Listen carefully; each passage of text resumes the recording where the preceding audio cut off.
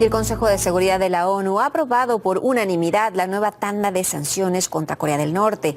El proyecto de resolución presentado por Estados Unidos propone expandir el veto a las exportaciones que provienen del país asiático, entre otras medidas. Elena Villar con lo último en directo. Elena, qué gusto saludarte. ¿Qué declaraciones se han pronunciado por parte del Consejo de Seguridad al respecto? Hola, Betsabe, ¿qué tal? Por unanimidad, los miembros del Consejo de Seguridad de Naciones Unidas han votado a favor de un nuevo conjunto de sanciones contra Corea del Norte. El texto propuesto por Washington, entre otras medidas, busca prohibir al país asiático exportar alimentos y repatriar a los ciudadanos norcoreanos que trabajan fuera. Concretamente, el documento recoge la prohibición de exportación hacia Corea del Norte de alrededor del 90% de los productos derivados del petróleo y ordenar la repatriación a su país de todos los norcoreanos que trabajan en el extranjero en los próximos 12 meses. En este sentido, la representante estadounidense ha asegurado que estas son las sanciones más fuertes que Pyongyang afronta hasta la fecha y demuestran que la arrogancia, según sus palabras, y la hostilidad a las advertencias de los demás países no son productivas. Escuchamos a Nikki Haley. Le hemos pedido al régimen norcoreano 9 veces que elija el camino de la paz. Si lo hacen, les daríamos la bienvenida nuevamente a la comunidad internacional. Pero Pyongyang ha elegido el camino del aislamiento.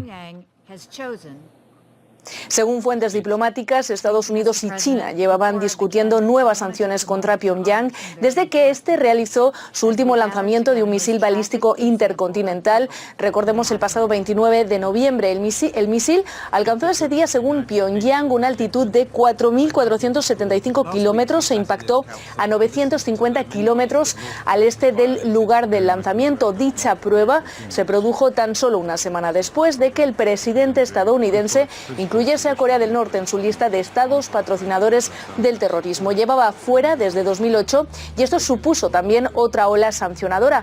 Pues bien, a nivel de Naciones Unidas se vuelve a aprobar una nueva ofensiva de sanciones. Veremos qué sucede y cómo responde Corea del Norte. Eso será lo importante, cómo responde. Ojalá que se mantengan las cosas tranquilas. Muchas gracias, Elena. Ha sido mi compañera Elena Villar con lo último sobre el nuevo paquete de sanciones a Corea del Norte. Y el presidente de Palestina, Mahmoud Abbas, ha señalado que su pueblo nunca aceptará ningún plan de paz para la región que provenga de Estados Unidos. Esta declaración aparece tras el reciente reconocimiento de Jerusalén como la capital de Israel por parte de Donald Trump. Abbas también ha expresado su satisfacción por la abrumadora victoria del dictamen que contenía o que condena dicha política de Washington en la Asamblea General de la ONU. Entre tanto, varias naciones acusan a Estados Unidos de presión para obtener su no a la votación sobre la Ciudad Santa.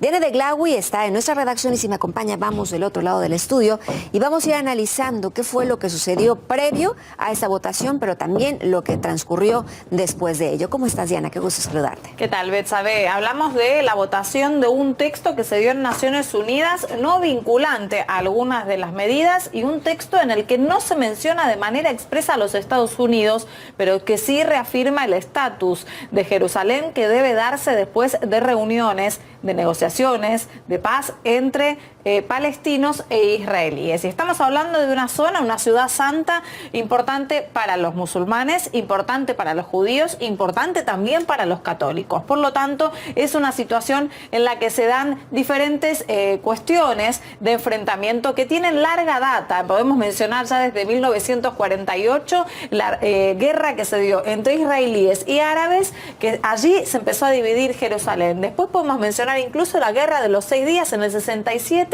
en el que también entonces quedó ya Israel tomando una parte de Jerusalén. Y así los conflictos que se dieron de una parte y de la otra hasta llegar al 90. Y esto es lo que precisamente se estableció en 1990 y que se volvió a votar ahora. Que Jerusalén no tiene un estatus de que es o no es algo. Jerusalén no es la capital de Israel. 128 países dieron un voto a favor de esta situación no vinculante, como veníamos mencionando. 9 en contra, 35 abstenciones y hay 21 países que directamente no se presentaron a la sala. Pero ante toda esta situación, uno de los protagonistas de este hecho, que es Donald Trump, que dijo que no les importa nada, Betsabe, que en realidad no hacen caso omiso de todo lo que esté sucediendo, que ellos han tomado la determinación entonces de que van a mudar su embajada de Tel Aviv a Jerusalén en una mención y en una cuestión figurativa de que Jerusalén sí es la capital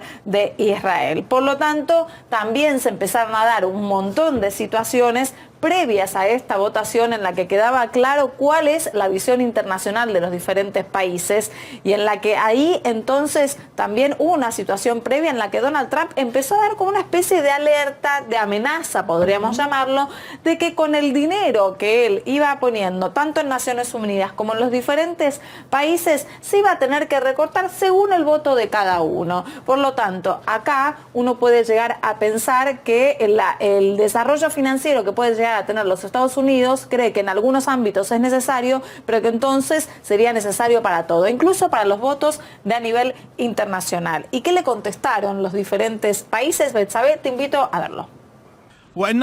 Estados Unidos ha fracasado tras las advertencias de todo el mundo de no tomar decisiones que incendien los sentimientos del resto de países.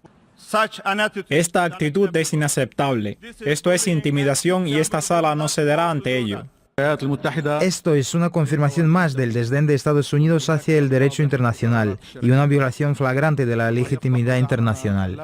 El mundo no está en venta. El mundo no está en venta y sus amenazas ponen en peligro la paz mundial.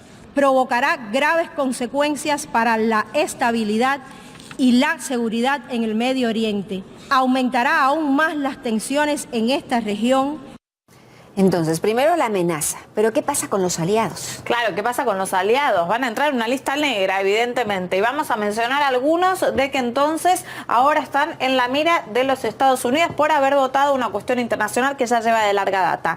Reino Unido, Francia y Japón, aliados históricos de los Estados Unidos en varios de los ámbitos. Turquía, aliado también de los Estados Unidos, pero que en el último tiempo tuvo bastante temblequeo en cuanto a diferentes situaciones. Y Arabia Saudita, gran y históricamente aliado de los Estados Unidos, incluso en cuestiones árabes también, pero que sin embargo ahora ante toda esta opinión internacional al respecto quedan entonces en la lista negra que veníamos mencionando. Pero una vez más vamos a ver qué dicen del otro lado, desde los Estados Unidos. Su embajadora en la ONU, Nikki Haley, dijo que igualmente ningún voto en la ONU va a ser algo diferente. Por lo tanto, le sacan legitimidad a la organización que es Naciones Unidas y a toda la intención que está teniendo el mundo entero por tratar de calmar las aguas.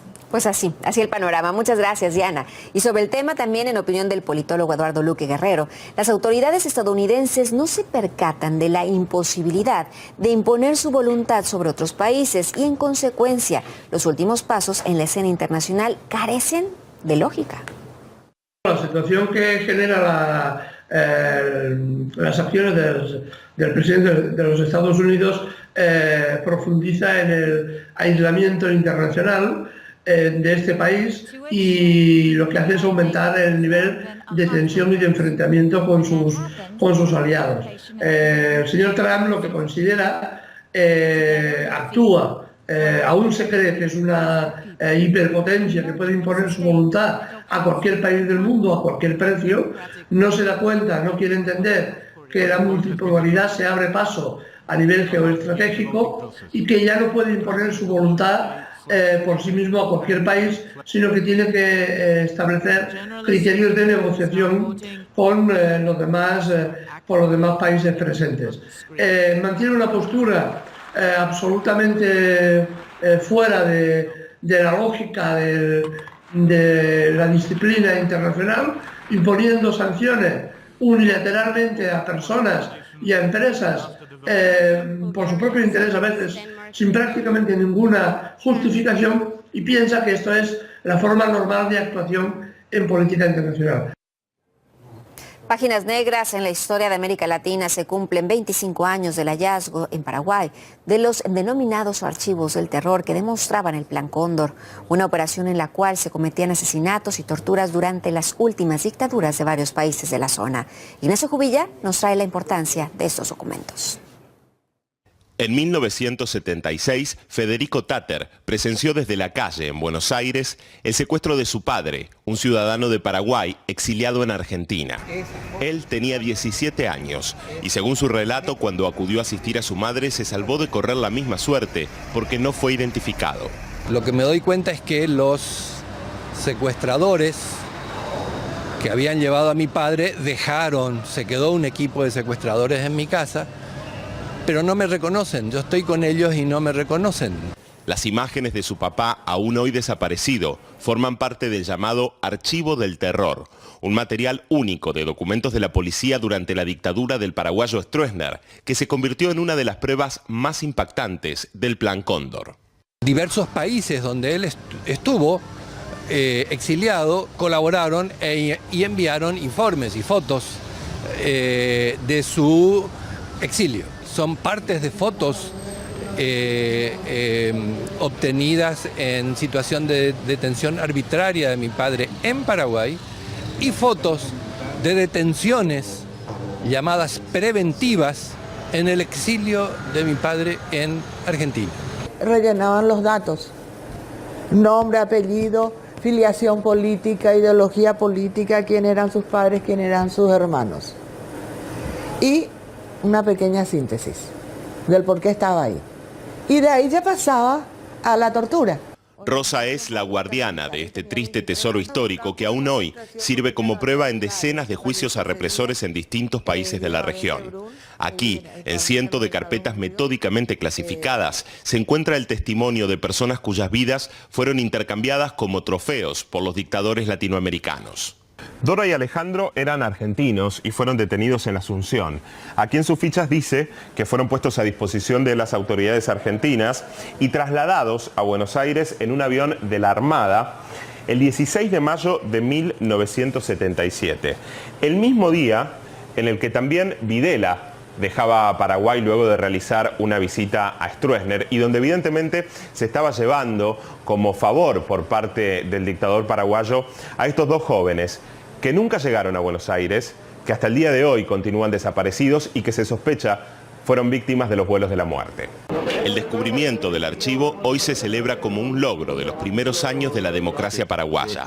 La policía, que entonces no había llegado a destruir estas pruebas, se encontró hace 25 años con la determinación de un juez que los obligó a abrir las dependencias donde escondían los documentos. Tenemos conocimiento cierto de que por aquí estarían algunos documentos, entonces vamos a proceder a la búsqueda de eso con su anuencia.